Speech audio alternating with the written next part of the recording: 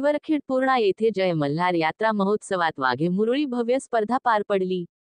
देऊळगाव राजा प्रतिनिधी भीमराव चाटे। जय मल्हार खंडोबा यात्रा महोत्सवानिमित्त हिवरखेड पूर्णा येथे 2 दिवसीय यात्राचे आयोजन, वाघे मुरळी स्पर्धा व गणेश वानखेडे वगनाट्य मंडळ कोनटकर यांचा भव्य कार्यक्रम। स्पर्धा विजेत्या टीमला बक्षीस देणारे राजू नामदेव डोईफोडे, अरुण भाऊ मखमले, रामकृष्ण कुटे, संदीप रामेश्वर कुटे, बाबूराव आनंदा नागरे, रामप्रसाद सानप, साई कृषी केंद्र समाधान उत्तम नागरे, प्रमुख पाहुणे तोतरामजी कायदे, विनोद भाऊ वाघ, प्रभाकरजी ताठे, रामजाधव एलके मांटे, वाघमारे साहेब ठाणेदार किनगाव राजा केदार साहेब पीएसआय किनगाव राजा, बाबूराव नागरे, दिलीप खंदलकर, कार्यक्रमाचे अध्यक्ष अरुण भाऊ मखवले, उपाध्यक्ष रामभाऊ जयाजी नागरे हे होते।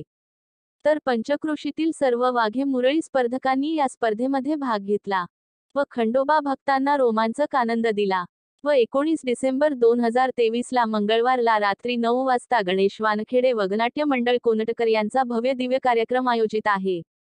वाघे मुरळी स्पर्धेमध्ये कला स्वर भेदिक खंडोबाची पदे, जनजागरण दारूबंदी जनजागृती, हिंदू संस्कृतीवर स्पर्धात्मक कार्यक्रम झाले।